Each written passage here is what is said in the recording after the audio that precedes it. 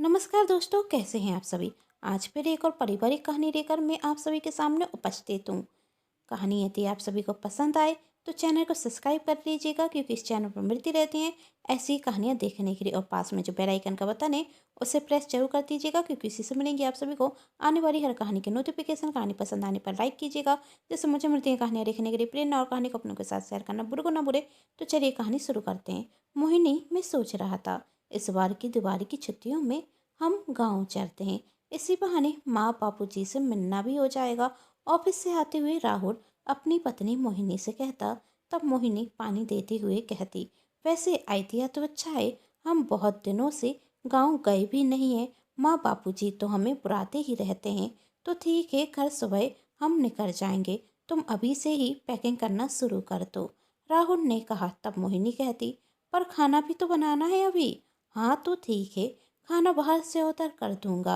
अब तुम अकेले क्या क्या करोगी, कहते हुए राहुल अपना मोबाइल उठाता और खाना ऑर्डर कर देता। और मोहिनी अपने कमरे में जाकर पैकिंग करना शुरू कर देती कि तभी उसकी सहेली रागिनी का फ़ोन आता। फ़ोन उठाते हुए मोहिनी कहती, और मैडम, इतने दिनों बाद कैसे याद किया। तब रागिनी ने कहा, अब तुम्हारे पास वक्त नहीं है मुझे याद करने का, तो मैंने ही याद कर लिया। और सुनाइए, क्या कर रही हो। तब मोहिनी कहती, कुछ नहीं यार, बस पैकिंग कर रही हूँ। पैकिंग क्यों, जीजा जी के साथ फिर से हनीमून पर जाने का मन हो रहा है क्या, रागिनी चिढ़ाते हुए पूछती। मोहिनी ने कहा, ऐसी कोई बात नहीं है। वो दरअसल दीपावली की छुट्टियां हैं तो ये कह रहे थे कि हम गांव चलते हैं।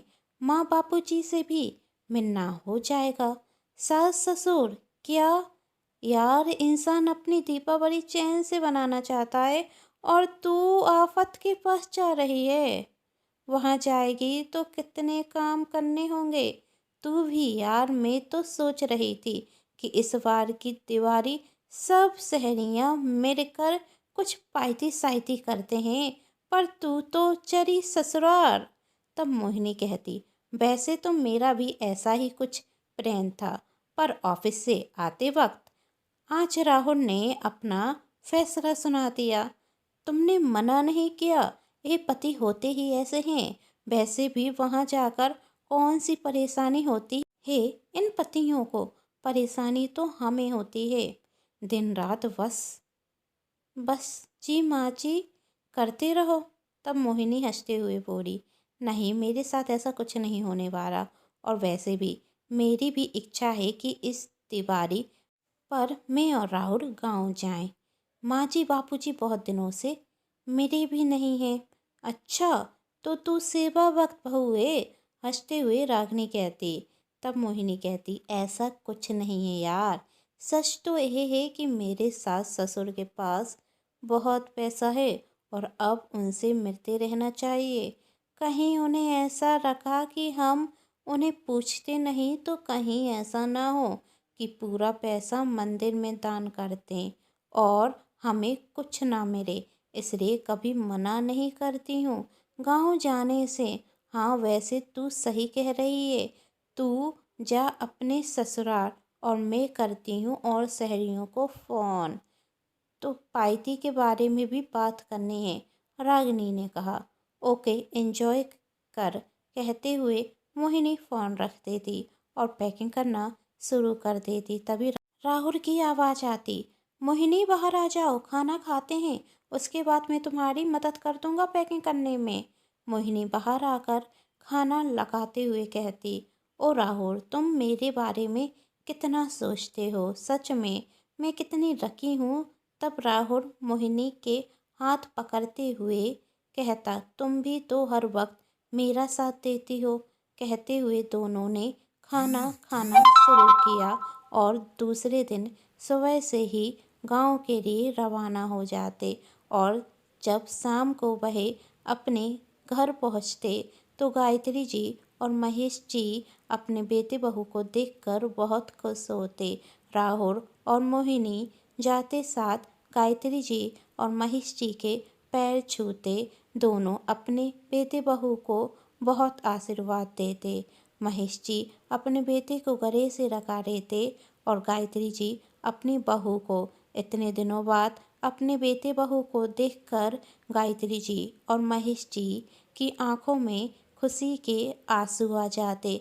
तभी राहुल कहता, अरे माँ बाबूजी, आपकी आंखों में आंसू, हमने ऐसा क्या कर दिया कि आप रोने लगे? तब मोहिनी कहती, राहुल ये तो खुशी के आंसू हैं जो हर माँ बाप की आंखों में आ जाते हैं अपने बच्चों को देखते ही साथ। सच कहा बहू तुमने। दोनों को देखते ही साथ में बहुत खुश हुई। अरे आने के पहले कोई खबर तो दे देते तो मैं लेने के लिए पहुंच जाता, महेश जी ने अपने बेटे से कहा। तब राहुल कहता, यदि खबर देता तो आप दोनों के चेहरे पर जो खुशी देख रहा हूँ वही कैसे देख पाता। वैसे भी सरप्राइज का अपना ही मजा होता है और इस बार तो मैं पूरे 5 दिन के लिए आया हूँ। दीपावली साथ में ही मनाएंगे और फिर घर जाएंगे और इन 5 दिनों में तो मैं यहाँ बहुत एंजॉय करने वाला हूँ। और माँ, आपके हाथ का खाना तो आप जानती नहीं मैंने कितना मिस किया। आपकी बहू को आपके जैसा स्वादिष्ट खाना बनाना आता ही कहाँ है, इसे भी कुछ सिखा दीजिएगा। तब गायत्री जी कहती, मेरी बहू बहुत अच्छी है और खाना भी बहुत स्वादिष्ट बनाती है, फालतू में परेशान मत किया कर, समझ गया? मोहिनी ने चिढ़ाते हुए कहा और सब हंसने लगते। अब क्या था, बेटे बहू आए थे तो गायत्री जी शुरू हो जाती, रसोई घर में जाती हैं और उन दोनों की मनपसंद खाना बनाना लगती हैं। तभी मोहिनी आते हुए कहती, माँ जी, मैं भी आपकी कोई मदद करूं? नहीं नहीं बेटा, उसकी कोई ज़रूरत नहीं है। तू सफ़र से आई है, थक गई होगी, जाकर कमरे में आराम कर। पर माँ जी, आप अकेले सारा काम कैसे करेंगी? लाइए मैं मदद कर देती हूँ, मोहिनी ने कहा। तब गायत्री जी कहती, अरे बेटा, इस फॉर्मेलिटी की क्या ज़रूरत है? अपने घर पर ही तो आई है, कुछ पर आराम कर ले। फिर तो तुम्हें मेरे साथ काम करना ही है। और वैसे भी अब तो मिलकर ही पकवान बनाएंगे। ठीक है माँ जी, मैं आती हूँ, कहते हुए मोहिनी वहाँ से चली जाती। रात के वक्त सभी लोग एक साथ खाना खाते और मोहिनी सबको खाना सर्व करती। तब राहुल कहता, माँ, सच में आज जो खाने में स्वाद आया ना, वो कहीं नहीं आ सकता। आपके हाथ का खाना बहुत स्वादिष्ट होता है। बस एक माँ को क्या चाहिए था, उसने खाना बनाया और बेटे को पसंद आ गया। दूसरे दिन दोनों सास बहू साथ में पकवान बनाना शुरू कर देते। कुछ दिनों बाद पूरा परिवार एक साथ बैठकर दीपावली की पूजा करता। देखते देखते 5 दिन निकल गए और आज वही दिन आ गया जब राहुल मोहिनी को वापस गांव आना था। अपने बच्चों को जाते हुए देख गायत्री जी और महेश जी की आंखों में आंसू आ जाते। कुछ ही घंटों में राहुल और मोहिनी गांव से शहर आ चुके थे। शहर आने के बाद मोहिनी राहुल से कहती, पूरे 5 दिन गांव में रुक कर आई हूँ, लेकिन तुम्हारी माँ से यह तक नहीं बना कि कम से कम अपना सोने का हार तो मुझे दे देती।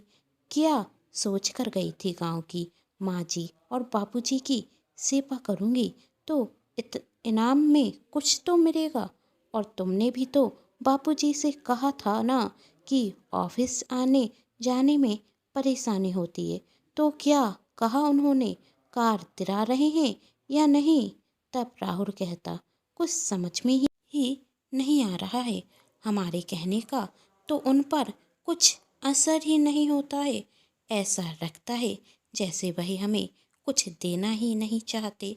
तो ठीक है, तो मैं भी नहीं जाने वाली आज के बाद गांव में। यहाँ पर मेरी सहेलियों ने कितना एंजॉय किया, एक साथ पार्टी की थी, देखी थी मैंने पिक, कितना मन हुआ कि मैं भी होती। और वहाँ क्या मचाया, दीवारी पर उड़ता पूरा वक्त रसोई घर में घुसकर निकल गया। पकवान बनाते रहो, यदि होटल से पकवान आ जाते तो क्या बिगड़ जाता। लेकिन ना जाने गांव के लोगों को हाथ का ही बनाया पसंद आता है। कहते हैं घर पर बनाते हैं तो प्यार भी तो मिलता है। सच कहा तुमने, गांव जाना ही हमारी सबसे बड़ी गलती थी। हमें तो बापूजी को यहाँ पर रुकने के लिए बुलाना चाहिए। तब मोहिनी कहती, होश में तो हो, क्या कह रहे हो? 5 दिन तो उनके साथ रहा नहीं गया और तुम यहाँ पर बुलाकर सारी जिंदगी मुझसे उनकी सेवा कराना चाहते हो। सुन लो, मेरे बस के बाहर है ये सब कुछ, मैं नहीं कर पाऊंगी सेवा। मेरे गांव के दिन बहुत मुश्किल से निकले हैं। तब राहुल कहता, कुछ पाने के लिए कुछ खोना पड़ता है स्वीटार्थ, और थोड़ा बहुत नाटक करने में किया जाता है। अब तुमने ही तो कहा, तुमने सोचा था कि 5 दिन सेवा करेंगे तो कुछ ना कुछ मिलेगा। अब 5 दिनों में नहीं दिया तो 5 महीनों में तो दे ही देंगे। मतलब मैं कुछ समझी नहीं। मोहिनी ने कहा, अरे जब हम अपने माँ बापूजी को गांव से शहर बुलाएंगे तो उन्हें एहसास हो जाएगा कि हमारे बच्चे हमारी असली धन दौलत हैं। तो हमें जायदाद का क्या करना है, और वह अपनी पूरी प्रॉपर्टी मेरे नाम पर कर देंगे स्वीटार्थ। फिर उसके बाद वह कहीं भी जाए, हमें क्या लेना देना। वाह मेरे पति, क्या दिमाग पाया है तुमने। ऐसी बात है तो बुला लो सास ससुर को। तब राहुल कहता, हाँ बुलाता हूँ। वैसे भी मेरा जन्मदिन आ रहा है और दोस्त बहुत दिनों से पार्टी मांग रहे हैं, तो सोच रहा हूँ कि उन्हें पार्टी भी दे दूँ और माँ बापूजी को जन्मदिन पर बुला लेता हूँ। तो कोई ना कोई तोहफा तो वह मुझे देंगे ही ना। और क्या पता तोहफे में कार ही मिल जाए तो। वैसे कहा तो तुमने सही है मेरे जान, बेटे के जन्मदिन पर माँ बाप खाली हाथ थोड़ी ना आएंगे। कहते हुए दोनों जोर जोर से हंसने लगते। और इसी तरह 1 महीना निकलता और राहुल अपने बापूजी को फोन करते हुए कहता, बापूजी प्रणाम, आपको तो याद ही होगा कुछ दिनों बाद मेरा जन्मदिन है। हाँ बेटा, कैसे भूल सकता हूँ, बोलो क्या तोहफा चाहिए। तब राहुल ने कहा, अरे बापूजी, आप और माँ मेरे जन्मदिन पर शहर आ जाएं, इससे बड़ा तोहफा मेरे लिए क्या होगा। मैंने आपकी और माँ की टिकट भिजवा दी हैं। 1-2 दिन में आप दोनों को मिल जाएंगी, फिर आप दोनों आ जाइए। वैसे भी इस बार अपने जन्मदिन पर बहुत बड़ी पार्टी दे रहा हूँ, और यदि मेरे जन्मदिन की पार्टी पर मेरे माँ बाप ही नहीं हुए तो मेरा जन्मदिन अधूरा ही रह जाएगा ना। ठीक है बेटा, मैं और तुम्हारी माँ जरूर आएंगे। कहते हुए महेश जी फोन रख देते। दिन निकलते गए और अब वही दिन भी आ गया जब राहुल का जन्मदिन था। राहुल के सभी दोस्त पार्टी में आए हुए थे और साथ में मनोज भी, जो राहुल के साथ उसकी कंपनी में काम करता था। लेकिन दोनों में 36 का आंकड़ा था। मनोज हर चीज में राहुल से बेहतर था और उसका सीनियर भी। इस वजह से राहुल हमेशा मनोज से जलता था। लेकिन ऑफिस में साथ में काम करने की वजह से उसे मनोज को पार्टी में बुलाना पड़ा। राहुल अपने माँ बाप के आने का इंतजार कर रहा था। उसे विश्वास था कि वह उसके लिए कुछ बड़ा तोहफा लेकर आएंगे। थोड़ी देर में राहुल के माँ बाप भी आ जाते और राहुल उनके पैर छूते हुए आशीर्वाद लेता। तभी राहुल के पिता एक चाबी देते हुए राहुल से कहते, बेटा यह तुम्हारे लिए, तुम्हारी नई कार। पापा, कार की क्या ज़रूरत थी। कहते हुए राहुल बाहर जाता तो अपनी नई कार देखते हुए बहुत खुश होता। साथ में मोहिनी भी बहुत खुश थी। सभी राहुल के पिता की बहुत तारीफ कर रहे थे। लगता है राहुल के पिता तो बहुत पैसे वाले हैं, इसलिए शायद राहुल अपने माता पिता की बहुत सेवा करता है।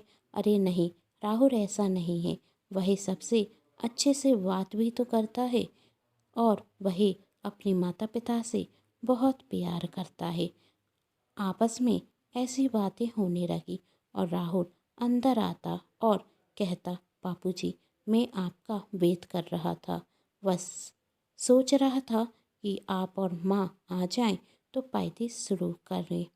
सभी जोर जोर से हैप्पी बर्थडे राहुल कहते और पार्टी शुरू हो जाती। कुछ ही देर में सभी दोस्त अपने अपने घर चले जाते और राहुल अपनी माँ और बापूजी से कहता, माँ बापूजी, आप थक गए होंगे, इतना लंबा सफ़र करके जो आए हैं, आप जाकर कमरे में आराम कीजिए, मैं और मोहिनी यहाँ सब देख लेंगे।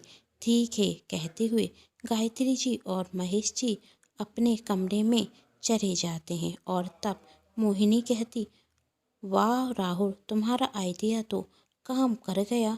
माँ जी और बापू जी को आए हुए थोड़ा वक्त नहीं हुआ और उन्होंने तो तुम्हें बर्थडे गिफ्ट में कार दे दी।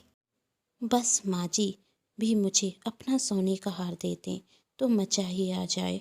तब राहुल ने कहा, सोने का हार चाहिए तो अपनी सास की जी भर कर सेवा करो। तभी मोहिनी कहती, अरे अब तो मैं माँ जी के चरण धोकर पी लूँगी। मोहिनी ने उछलते हुए कहा। तभी राहुल कहता, थोड़े धीरे बोलो, माँ और बाबूजी सुन लेंगे। दूसरे दिन से मोहिनी अपने सास ससुर की बहुत सेवा करती है। सुबह होते ही साथ चाय और नाश्ता भी तैयार कर कर अपने सास ससुर को दे देती। खाना उनसे पूछ कर ही बनाती और कहती, मेरे होते हुए आप दोनों को क्या ज़रूरत है कि काम करें। और राहुल, बापूजी सब्जी लेने क्यों जाएं? तुम भी तो ऑफिस से आते वक्त सब्जी लेकर आ सकते हो ना। इतनी उम्र में इतनी भाग दौड़ करेंगे, अच्छा नहीं होगा। अरे बापूजी, माँ जी, आप दोनों तो सिर्फ आराम करें। अपने बेटे बहू का प्रेम देखकर गायत्री जी और महेश जी भावुक हो जाते और एक दिन गायत्री जी अपनी बहू को तोहफे के रूप में सोने का हार दे देती हैं, जिसे पाकर मोहिनी बहुत खुश होती और उसका लालच बढ़ता ही जाता। वह सोचती, ना जाने क्या क्या छुपा कर रखे हैं माँ जी और बापू जी, मुझे तो इनसे सब कुछ चाहिए। फिर एक दिन महेश जी कहते, बेटा बहुत दिन हो गए हैं यहाँ पर रहते हुए, अब सोच रहा हूँ कि गांव वापस चला जाता हूँ, घर भी तो देखना है। तब मोहिनी इशारे से राहुल से कहती, नहीं नहीं, अभी मत जाने दो। तब राहुल कहता, अरे बापूजी, गांव में क्या रखा है, और वैसे भी घर तो वहाँ होता है जहाँ अपने होते हैं, और आपके बच्चे यहाँ हैं और आप गांव जाने की बात कर रहे हैं। तब गायत्री जी ने कहा, बेटा तुम्हारा कहना सही है, लेकिन इतने दिनों से घर बंद है, उसकी साफ सफाई भी तो करानी है।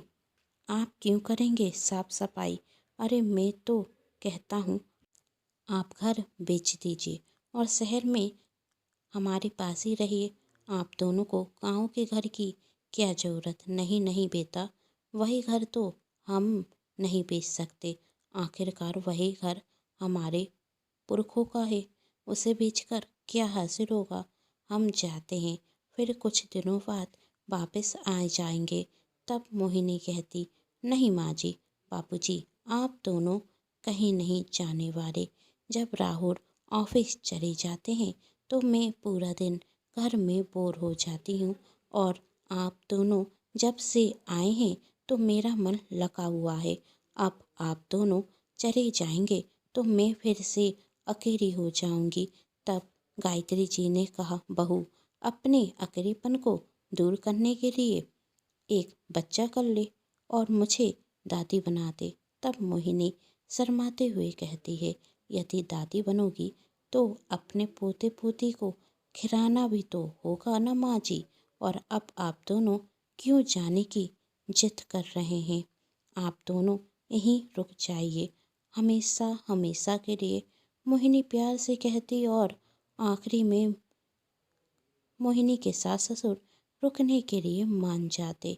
तब राहुल कहता, माँ बापूजी, आप गांव के घर की टेंशन मत लीजिए, मैं पास वाले चाचा जी के अकाउंट में कुछ पैसे डलवा दूंगा और उनसे कह दूंगा मजदूर लगाकर घर की साफ सफाई करवा दें। तब महेश जी कहते, पैसे मैं दे दूंगा बेटा, तुम क्यों देते हो। अरे बाबूजी, आप भी कैसी बात करते हैं, पैसे आप दें या मैं, क्या फ़र्क पड़ता है, हम दोनों एक ही तो हैं, जैसी तुम्हारी इच्छा। कहते हुए महेश जी और उनकी पत्नी हर दिन की तरह आज भी मंदिर जाते। तब मोहिनी कहती, जब साफ सफाई के पैसे बापूजी दे रहे थे तो ले रहे थे, आपको देने की क्या ज़रूरत थी, फालतू में नुकसान करा दिया। अरे तुम तो मूर्ख हो, मेरी योजना नहीं समझोगी। देखना अब इन थोड़ों से पैसों से मैं लाखों की प्रॉपर्टी कैसे पाता हूँ। अभी मुझे ऑफिस के लिए देर हो रही है, मैं ऑफिस जाता हूँ। कहते हुए राहुल ऑफिस चला जाता और कुछ दिनों बाद राहुल अपनी योजना में कामयाब होता। अपने बेटे बहू का प्रेम देखते हुए महेश जी अपनी सारी जायदाद राहुल के नाम कर देते, जिसके बाद राहुल और मोहिनी के रंग बदल जाते। और अब मोहिनी ने सुबह सुबह उन्हें चाय नाश्ता देना बंद कर दिया था। और आज जब हर दिन की तरह महेश जी और उनकी पत्नी मंदिर जाते तो मोहिनी रुकते हुए कहती, मैं आप दोनों की कोई नौकरानी नहीं कि सुबह सुबह नाश्ता तैयार कर दूं। आपके बेटे को ऑफिस जाने के लिए देर हो रही है तो उनके लिए नाश्ता बना दीजिए। माँ जी, मुझसे सुबह जल्दी उठा नहीं जाता। बापूजी, मंदिर जाने में अपना समय बर्बाद मत कीजिए, जाकर फल और सब्जी लेकर आइए। तब महेश जी मोहिनी से कहते, बहू, यह कौन सा तरीका है अपने सास ससुर से बात करने का। तब मोहिनी ने कहा, यदि मेरी बातें पसंद नहीं आती तो आप दोनों इस घर से जा सकते हैं। मोहिनी के इस बदतमीजी का जवाब कैसे देंगे महेश जी और गायत्री जी, जानना चाहते हैं तो कहानी का अगला भाग जरूर देखें।